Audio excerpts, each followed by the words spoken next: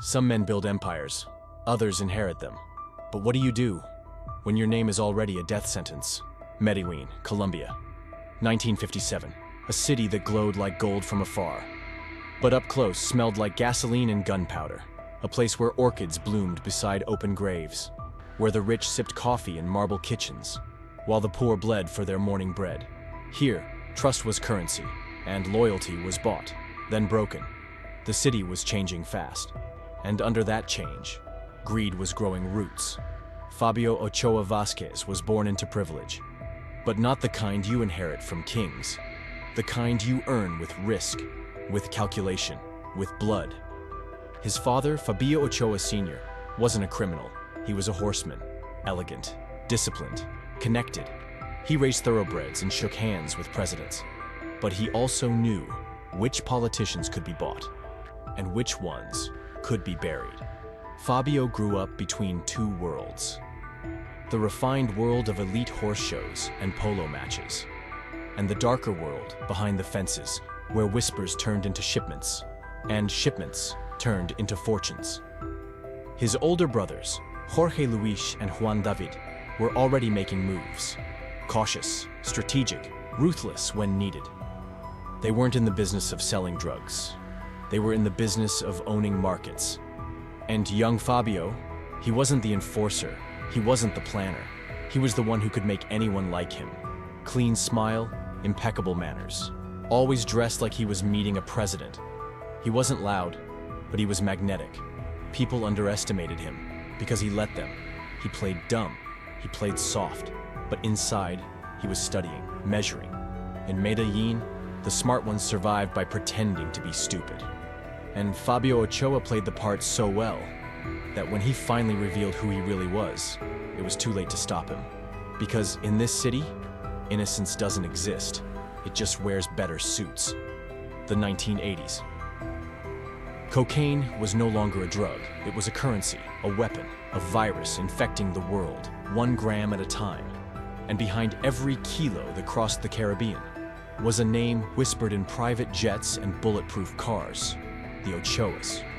While Pablo Escobar made headlines, blew up buildings, declared war on the Colombian government, the Ochoa brothers chose a different path. Silence, stability, structure. Jorge Luis was the strategist. Juan David, the fixer. But Fabio was the negotiator, the smooth talker. The man who could sit across from a DEA informant and still make him smile. He wasn't there to threaten. He was there to convince. He didn't fire guns. He signed papers, made calls, and made sure the planes stayed full. And the money never stopped flowing. To outsiders, he was just the youngest. A rich kid tagging along. But insiders knew the truth. Fabio was the bookkeeper of chaos. He understood numbers like a priest understands scripture. Shipments, routes, kickbacks, every dollar was accounted for. Every bribe calculated to the peso. And if something went wrong, Fabio didn't raise his voice. He just paused and said, "Handle it." Then turned back to his scotch. He built bridges with Mexico's rising traffickers, men like Amado Carrillo and the Guadalajara bosses. He created a pipeline that would eventually move tons of cocaine every month. Fabio didn't need to yell to be feared. He just had to stop smiling. And when he did, people disappeared. But the real genius wasn't in what he controlled. It was in what he avoided. While Escobar painted targets on his own back, Fabio stayed out of photos, out of headlines, out of history books. He let others be the face, the martyr, the monster. And he remained the shadow behind the throne. A man no one suspected until it was too late. Because in the drug war, the loudest man dies first. The quiet one builds the kingdom. By 1985, cocaine was no longer smuggled in duffel bags. It was shipped in tonnage, like oil, like steel, like grain. The Medellín Cartel had evolved from criminals into industrialists of the underworld. And at the heart of it, the Ochoa brothers. With Fabio as the quiet architect behind it all, he didn't invent the drug trade. He refined it. While Escobar waged a bloody war, Fabio built a business model. They controlled everything, from the coca fields of Peru and Bolivia to the jungle labs where leaves turned to powder, to the Caribbean routes, Mexican handoffs, Miami ports, and finally, into every major US city, every nightclub, every college dorm. They weren't moving cocaine, they were moving an ideology. Money without borders, power without politics, control without consequence. Fabio ran logistics like a Wall Street executive. He created shell companies, bank fronts, laundering networks so clean, even the IRS wouldn't blink. Need to fly 2,000 kilos? Call the Ochoas. Need a private airstrip in Panama? They already own 3. Need 10 million laundered by Thursday? Fabio already did it yesterday. He bought everything. Cattle ranches, racehorses, banana plantations, anything that could hide money or move product. And he made it look legal. But don't let the polo tournaments fool you. Behind the scenes, if a pilot got greedy, he vanished. If a customs official asked questions, he was found in a trunk. If a rival tried to undercut them, the Ochoas didn't make threats, they made examples. And Fabio, he just kept smiling, kept managing, kept growing the pipeline. By the late 80s, the Medellín Cartel was worth more than most nations' GDPs, $25 to $30 billion a year. Cash, untaxed, untraceable, unstoppable. And that pipeline, it didn't just deliver cocaine, it delivered power to generals, to judges, to presidents. It blurred the line between narco and nation. But power like that, it doesn't last. Because when you start making more money than Wall Street bankers, Washington starts paying attention. The DEA had names, they had photos, they had maps of airstrips and ledgers from inside labs. And Fabio Ochoa Vásquez, the smiling youngest brother, was finally on their radar. But even then, he didn't run. He knew something the Americans didn't. You don't take down an empire if the empire owns the floor you're standing on. To the world, he was a mystery. To Colombia's elite, he was a gentleman. And to the streets of Medellín, he was a ghost in designer shoes. While other narcos posed with gold AKs and pet lions, Fabio Ochoa Vásquez wore silk ties and spoke with measured charm. He didn't crave fear, he craved respect. And somehow, he got both. In a world where most traffickers ruled with terror, Fabio ruled with conversation. He could talk to a bishop in the morning, a Mexican smuggler by noon, and a crooked colonel over dinner. And each of them would walk away thinking, that man's not a criminal, he's a businessman.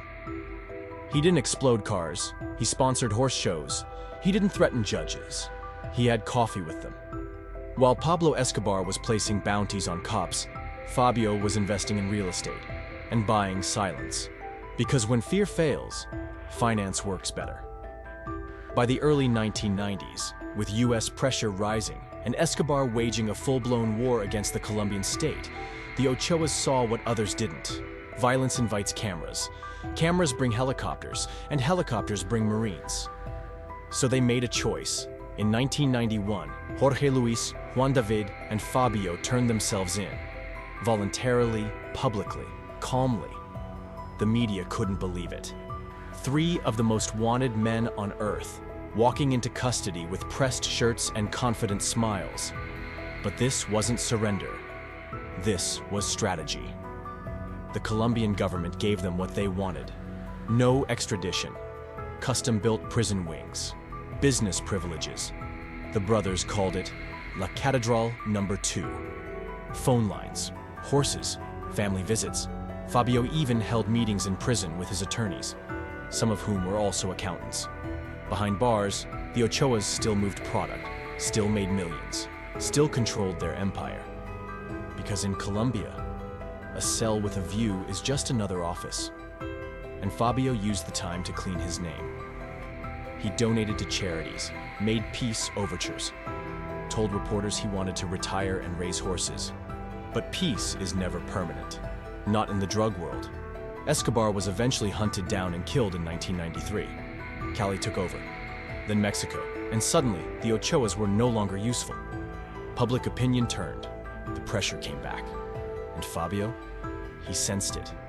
He had played the game better than most.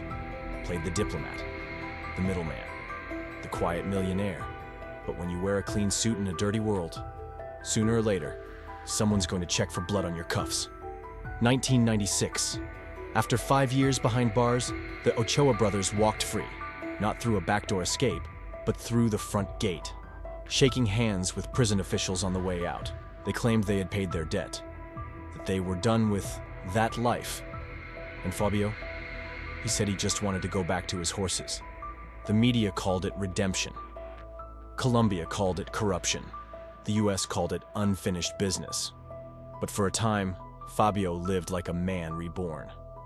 No more smuggling, no more bribing, no more bodies. Instead, ranches in the Andes, stables full of championship horses, trips to Europe. He leaned into his public image. The gentleman narco who never touched a gun, smiling for reporters, riding stallions through Colombian sunsets, attending fundraisers with senators and singers. He looked like he had made it out clean. But behind the curtain, his phone still rang. And his name still opened doors. Because once you've built $1 billion empire, you don't retire, you delegate. And when kilos kept moving through Miami and familiar money started resurfacing in offshore accounts, the DEA took notice. They had let too many ghosts get away before. They weren't going to let Fabio Ochoa Vásquez become another.